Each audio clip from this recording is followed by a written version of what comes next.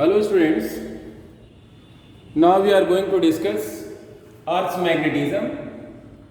This is also called geomagnetism or terrestrial magnetism. Earth's magnetism discuss करने से पहले हम लोग ये देखेंगे कि कैसे हम कह सकते हैं कि अर्थ का अपना मैग्नेटिक फील्ड होता है. How we can prove it. Earth के मैग्नेटिज्म को प्रूव करने के लिए, अर्थ के मैग्नेटिक फील्ड को प्रूव करने के लिए हम क्या करते हैं कि किसी फ्रीली सस्पेंडेड मैग्नेट को ऑब्जर्व करते हैं. अगर किसी मैग्नेट को आप फ्रीली सस्पेंड करते हो तो आप ये ऑब्जर्व करते हो कि हमेशा वो नॉर्थ साउथ डायरेक्शन में ही रुकता है. अगर वो मैग्नेट नॉर्थ साउथ डायरेक्शन में ही रुकता है, इसका मतलब ये है कि ये एक पर्टिकुलर डायरेक्शन में ओरिएंट किया जाता है अर्थ के मैग्नेटिक फील्ड के द्वारा. यानी ये प्रूव करता है कि अर्थ का अपना एक मैग्नेटिक फील्ड होता है. अगर अर्थ का मैग्नेटिक फील्ड नहीं होता तो फ्रीली सस्पेंडेड मैग्नेट किसी भी डायरेक्शन में रुक सकता था.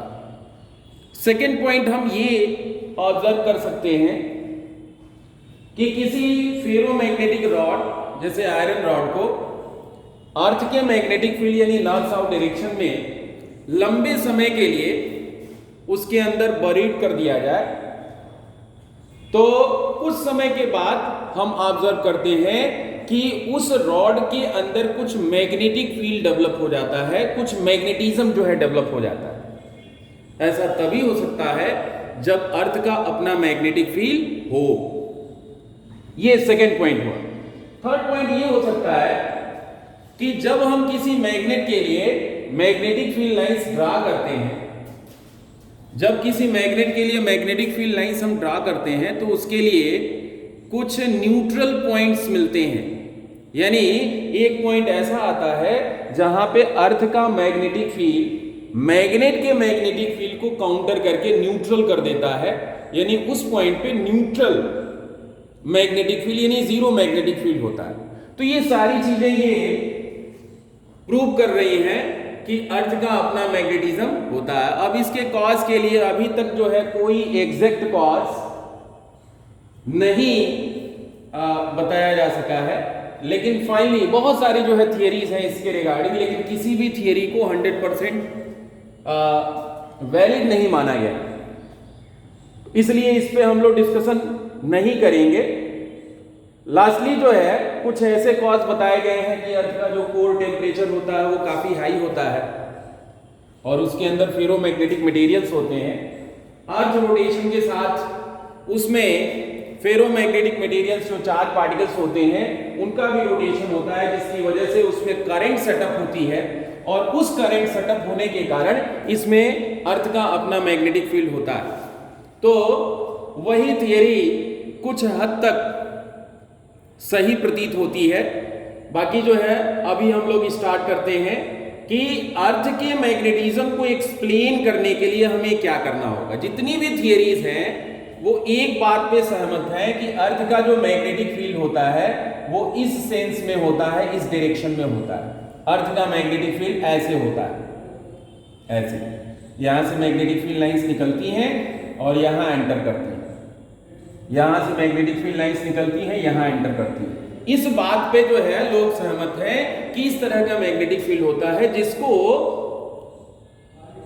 एक्सप्लेन करने के लिए हमने एक हाइपोथेटिकल मॉडल एज्यूम किया है कि अर्थ के अंदर इतना बड़ा एक मैग्नेट, हाइपोथेटिकल मैग्नेट होता है. हकीकत तो ये है कि इसके अंदर कोई मैग्नेट नहीं होता है, क्योंकि कोर टेम्परेचर इतना हाई होता है कि कोई भी फेरोमैग्नेटिक मटेरियल सॉलिड स्टेट में इसमें रह ही नहीं सकता है. वो सब मोल्टेन फॉर्म में रहते हैं. लेकिन इसको एक्सप्लेन करने के लिए एक हाइपोथेटिकल मॉडल क्रिएट किया गया जो अर्थ के मैग्नेटिक फील्ड के डायरेक्शन और मैग्नीट्यूड को सही सही रिप्रेजेंट कर सके. तो इसमें यह माना गया है कि एक हाइपोथेटिकल मैग्नेट इस तरह से होता है. ये अर्थ है और ये एक्सिस ऑफ रोटेशन है, एक्सिस ऑफ रोटेशन है. एक्सिस ऑफ रोटेशन के हिसाब से ये जियोग्राफिकल नॉर्थ हुआ और ये जियोग्राफिकल साउथ हुआ. इसको ट्रू नॉर्थ और ट्रू साउथ भी कह सकते हो. लेकिन जब आप किसी मैग्नेटिक नीडल को सस्पेंड करते हो, फ्रीली सस्पेंड करते हो, तो वो इस डायरेक्शन में अलाइन होती है। उसके हिसाब से जो नॉर्थ मिलेगा वो ये मिलेगा, इसको कह सकते हैं मैग्नेटिक नॉर्थ है, और ये मैग्नेटिक साउथ। यानी थोड़ा दोनों के बीच में डिफरेंस होगा, एक एंगल भी बनेगा। इस एक्सिस को हम ज्योग्राफिकल एक्सिस कहेंगे और इस एक्सिस को मैग्नेटिक एक्सिस कहेंगे। This axis is called geographical axis, geographical axis, and this one is called magnetic axis. ये magnetic axis, magnetic axis, geographical axis and magnetic axis, दोनों के बीच में एक एंगल होता है। आगे चल के हम लोग इस पे डिस्कशन करने वाले हैं। इस ज्योग्राफिकल एक्सिस से पास करता हुआ ये जो प्लेन होगा, जो वर्टिकल प्लेन होगा, this is called geographical meridian. The plane passing through geographical axis is called geographical meridian. ये इस पॉइंट और इस पॉइंट को इंक्लूड करता हुआ प्लेन जाएगा, इसको हम ज्योग्राफिकल मेरिडियन कहेंगे। इसी तरह से ये वाला जो प्लेन होगा, this will be magnetic meridian. आप एक वाटरमेलन जो है एज्यूम करें, तो इस वाटरमेलन को इस एक्सिस के अलोंग इन दोनों पॉइंट्स को इंक्लूड करते हुए अगर हम कट कर दें, तो ये जो है आपको एक सर्कुलर प्लेन मिलेगा। उस प्लेन को हम ज्योग्राफिकल मेरिडियन कहेंगे। इसी तरह से अगर हम इसके अलोंग कट कर दें, तो हमें यह भी प्लेन मिलेगा, इसको हम मैग्नेटिक मेरिडियन कहेंगे। अब इस ज्योग्राफिकल मेरिडियन के परपेंडिकुलर जो प्लेन होगा, this is called geographical equator. ये जो है एक सर्कल मिलेगा आपको, this is called geographical equator, geographical equator.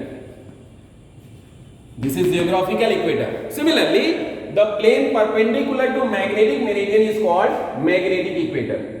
ये जो होगा, ये जो प्लेन होगा, इसको आप जो है मैग्नेटिक इक्वेटर कहोगे। This is called magnetic equator. Magnetic equator.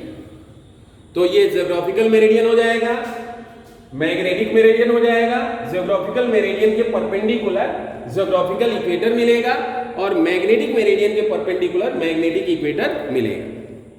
अब हम लोग स्टडी करते हैं elements of earth magnetism, elements और कंपोनेंट्स, कंपोनेंट्स ऑफ जियोमैग्नेटिज्म, मैग्नेटिज्म और अर्थ मैग्नेटिज्म। जैसे किसी पार्टिकल की पोजीशन को एक्सप्रेस करने के लिए हम 3D में एक्स वाई जेड यूज करते हैं, एक्स कंपोनेंट, वाई कंपोनेंट है, जेड कंपोनेंट। ठीक उसी तरह से किसी भी अर्थ के किसी भी पोजीशन पे, किसी भी पॉइंट पे उसके मैग्नेटिक फील्ड के कंप्लीट स्पेसिफिकेशन के लिए हमने 3 कंपोनेंट्स यूज किए हुए हैं। अब ये 3 कंपोनेंट्स क्या क्या हैं? जो ये 3 कंपोनेंट्स हैं, उसमें पहला कंपोनेंट है angle of declination. This is called angle of declination. Angle of declination क्या होता है? एंगल ऑफ डेक्लिनेशन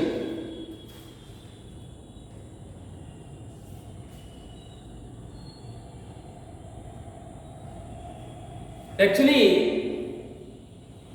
ये जो मैग्नेटिक मेरिडियन है, इस मैग्नेटिक मेरिडियन और इस ज्योग्राफिकल मेरिडियन दोनों के बीच का जो एंगल होता है, इसे ही हम एंगल ऑफ डेक्लिनेशन कहते हैं। या सिंपली आप कह सकते हो कि the angle between geographical axis and magnetic axis is called angle of declination. The angle between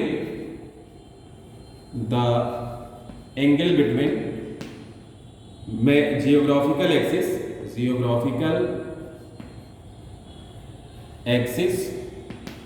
and magnetic axis magnetic axis is called angle of declination. Angle of declination, ये जो जियोग्राफिकल एक्सिस है और magnetic axis है, दोनों के बीच का जो एंगल होगा that will B angle of declination. ये जो एंगल होगा वो उतना ही होगा जो जियोग्राफिकल इक्वेटर और मैग्नेटिक इक्वेटर के बीच में जो एंगल बनेगा। इसकी वैल्यू टाइम और पोजीशन के साथ चेंज होती रहती है, तो ये एंगल ऑफ डिक्लिनेशन होगा। इसके बाद सेकेंड कंपोनेंट हम लोग पढ़ेंगे, this is called, second is called angle of depth. Angle of depth, ये एंगल ऑफ डिप क्या होता है? एंगल ऑफ डिप को समझने के लिए पहले तो हमें एक डिप निडल का कॉन्सेप्ट समझना होगा। आप जो कंपास निडल लेते हो वो जो है फ्रीली हॉरिजेंटल प्लेन में रोटेट कर सकती है। ये जो प्लेन है, जिस प्लेन में आपका फैन, सीलिंग फैन रोटेट कर रहा है, उस प्लेन में मैग्नेटिक निडल रोटेट कर सकती है और फ्रीली सस्पेंड करोगे तो वो नॉर्थ साउथ डायरेक्शन में रुकेगी, मैग्नेटिक नॉर्थ साउथ डायरेक्शन में रुकेगी। लेकिन अगर यही निडल वर्टिकल प्लेन में फ्री हो रोटेट करने के लिए, वर्टिकल प्लेन में ये रोटेट कर सके, तो इस निडल को हम डिप निडल कहते हैं। और अगर हम डिप निडल ले लें और पूरे अर्थ सरफेस पे इसको मूव करा दें, तो आप देखोगे कि डिप निडल जो है दो पोजीशंस पे, ये जो डिप निडल होगी ये दो पोजीशंस पे, इसकी कुछ सिचुएशन इस तरह की होगी, साउथ डाउनवर्ड सेंस में होगा और नॉर्थ अपवर्ड सेंस में होगा। यानी ये नॉर्मल होगी, सरफेस के परपेंडिकुलर होगी। यहां भी ये कंडीशन बनेगी, ये सरफेस के परपेंडिकुलर होगा, नॉर्थ पोल डाउनवर्ड सेंस में होगा और साउथ पोल अपवर्ड सेंस में। यानी दो पोजीशंस आपको ऐसी मिलेंगी जहां पे ये डिप निडल सरफेस के परपेंडिकुलर हो जाएगा, नॉर्मल हो जाएगा। और दो पोजीशंस ऐसी भी होंगी जहां पे ये डिप निडल सरफेस के पैरेलल हो जाएगा। दो पोजीशंस ऐसी भी होंगी जहां ये डिप निडल सरफेस के पैरेलल होगा। कहां कहां ये सरफेस के पैरेलल होगा? इक्वेटर पे। एक्चुअली ये मैग्नेटिक इक्वेटर पे सरफेस के पैरेलल होगा, मैग्नेटिक इक्वेटर पे ये सरफेस के पैरेलल होता है। अब जरा समझें आप, अगर हमने ये एक प्लेन लिया हुआ है, इस प्लेन को हम मैग्नेटिक मेरिडियन कह रहे हैं। This plane is called magnetic meridian. इस प्लेन को हमने नाम दिया हुआ है मैग्नेटिक मेरिडियन।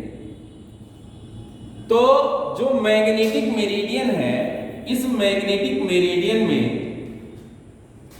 जो अर्थ का टोटल मैग्नेटिक फील्ड है, जो अर्थ का टोटल मैग्नेटिक फील्ड है, वो हॉरिजॉन्टल से जो एंगल बनाता है, this angle is called angle of dip theta. यानी एंगल ऑफ डिप की डिफिनेशन हो जाएगी एंगल ऑफ डिप, इसको हिंदी में नमन कोण कहते हैं।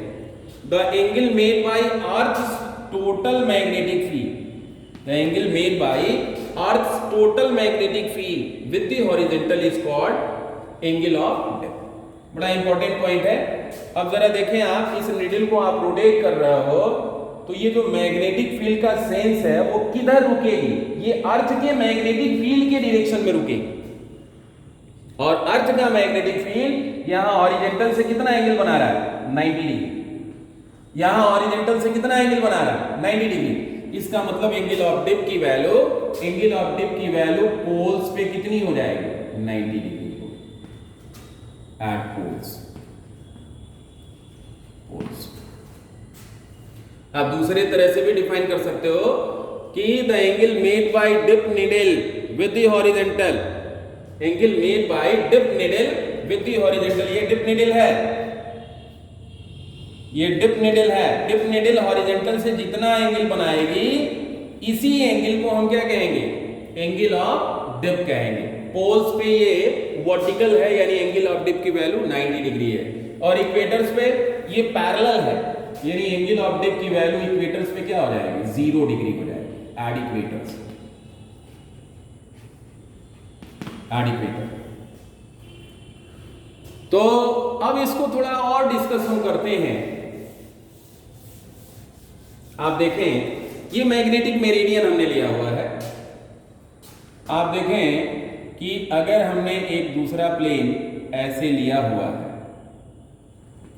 ये प्लेन इससे कुछ एंगल बना रहा है, this plane is called geographical meridian, geographical meridian, and this one is magnetic meridian. ये magnetic meridian, magnetic meridian, magnetic meridian और जियोग्राफिकल मेरिडियन के बीच का जो एंगल है, this angle is called, I have defined it, angle of declination. इसको हम बोलते हैं angle of declination.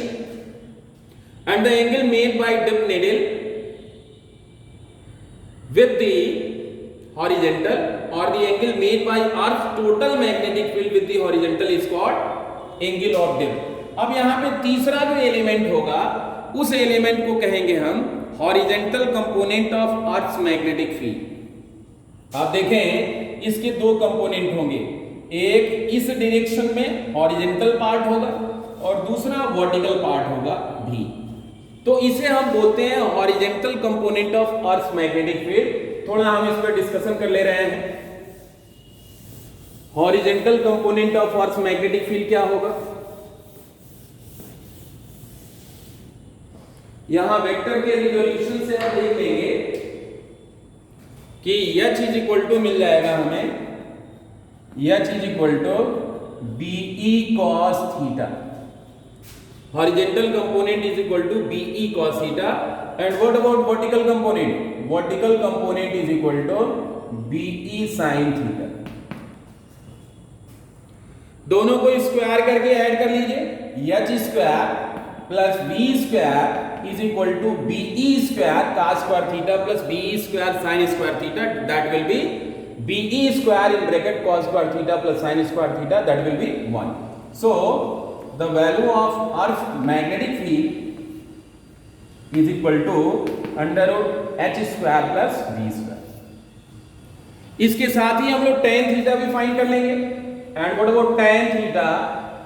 tan theta this upon this, BE sin theta upon BE cos theta, BE cancel, tan theta is equal to V by H, tan theta is equal to V by H। तो इस तरह से आपने तीनों components find कर लिए। अगर किसी प्लेस पे angle of declination which is the angle between geographical meridian and magnetic meridian, angle of dip which is the angle made by earth's total magnetic field with the horizontal, and horizontal component of earth's magnetic field. ये तीनों component किसी position पे आपको पता है तो अर्थ के magnetic field का कंप्लीट डिस्क्रिप्शन आप, कंप्लीट एक्सप्लेनेशन आप प्रोवाइड कर सकते हो। ये टोटल जो है डिस्कशन हो गया। अब एक चीज और है, अभी हम लोगों ने डिस्कस किया था कि पोल्स पे जो डिप नीडल है, पोल्स पे जो डिप नीडल है वो परपेंडिकुलर हो जाती है, यानी पोल्स पे एंगल ऑफ डिप की वैल्यू क्या होगी? आप देखें at poles, at equator, poles पे एंगल ऑफ डिप की वैल्यू क्या है? 90 डिग्री, और एंगल ऑफ डिप इक्वेटर पे कितना है? 0 डिग्री।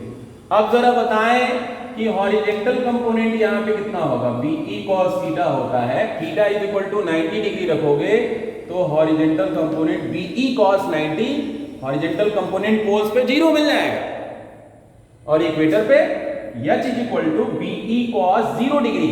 मींस इक्वेटर्स पे जो अर्थ का मैग्नेटिक फील्ड होता है वो टोटल हॉरिजेंटल फॉर्म में होता है, हॉरिजेंटल कंपोनेंट में होता है। वर्टिकल पार्ट इसका 0 हो जाएगा, और यहां vertical part total magnetic field मिलेगा, क्योंकि आपको पता है कि V is equal to BE sin theta. तो इस तरह से हम लोग इसकी स्टडी कर सकते हैं। डिप नीडल पोल्स पे परपेंडिकुलर हो जाती है और इक्वेटर्स पे पैरेलल हो जाती है। बाकी इन दोनों पोजीशंस को छोड़ करके हर पॉइंट पे वो हॉरिजॉन्टल से कुछ न कुछ एंगल बनाएंगे। अब इसमें जो न्यूमेरिकल्स कुछ आते हैं, उन न्यूमेरिकल्स में ये ध्यान रखना होगा कि न्यूमेरिकल्स में क्या करते हैं कि वो मैग्नेटिक मेरिडियन से कहते हैं कि कुछ एंगल पे एक वर्टिकल प्लेन हमने लिया हुआ। जैसे ये मैग्नेटिक मेरिडियन में इसमें ट्रू एंगल ऑफ डिप इन्होंने मान लिया, ट्रू एंगल ऑफ डिप जो है थीटा मान लिया। ये अर्थ का टोटल मैग्नेटिक फील्ड है, ये हॉरिजॉन्टल कंपोनेंट है and this one is vertical component. ये हॉरिजॉन्टल कंपोनेंट हो गया और ये वर्टिकल कंपोनेंट। फार्मूला हमको पता है, क्या फार्मूला पता है? tan theta is equal to V upon H। ये फार्मूला हम जानते हैं, tan theta is equal to V upon H। अब ये कह रहे हैं कि कुछ एंगल अल्फा अगर हम ले लें और किसी दूसरे वर्टिकल प्लेन में मैग्नेटिक मेरिडियन से वो एंगल अल्फा बना रहा है, उसमें अपरेंट एंगल ऑफ डिप कितना होगा? तो उसमें हम एज्यूम कर ले रहे हैं कि apparent angle of dip theta dash हो जाएगा। तो ये वैल्यू क्या हो जाएगी? देखो, चाहे आप इससे कोई भी एंगल ले लो, वर्टिकल प्लेन ही होगा, यानी वर्टिकल कंपोनेंट तो वही रहेगा। चेंज क्या होगा? हॉरिजॉन्टल कंपोनेंट चेंज हो जाएगा और इसका ये कंपोनेंट हो जाएगा h cos अल्फा, यानी h की जगह हम लिख लेंगे h cos अल्फा। अब यहां से हमको मिल जाएगा tan theta dash is equal to V upon H। क्या है? tan theta upon cos alpha. अब आप ये देख सकते हो कि अपरेंट एंगल ऑफ डिप जो होगा, अपरेंट एंगल ऑफ जो डिप होगा वो tan theta upon cos alpha होगा। ये फार्मूला होता है। आप इससे ये भी देख रहे हो कि cos अल्फा की वैल्यू, अगर अल्फा की वैल्यू हम 0 डिग्री कर दें तो मैग्नेटिक मेरिडियन ही हो जाएगा। अल्फा की वैल्यू 0 डिग्री से 90 डिग्री के बीच में हो तो फिर क्या होगा? वो 1 से 0 के बीच में वेरी करेगा, लेकिन 1 से बड़ा नहीं है। यानी आप कह सकते हो कि cos अल्फा की वैल्यू लेस देन 1 है। cos अल्फा की वैल्यू लेस देन 1 है, इसका मतलब क्या हुआ? इसका मतलब ये हुआ कि tan थीटा डैश की वैल्यू tan थीटा से बड़ी है और इसका मतलब हुआ theta dash is greater than theta. यानी अपरेंट एंगल ऑफ डिप जो होगा, अपरेंट एंगल ऑफ डिप जो होगा वो ट्रू एंगल ऑफ डिप से बड़ा होगा।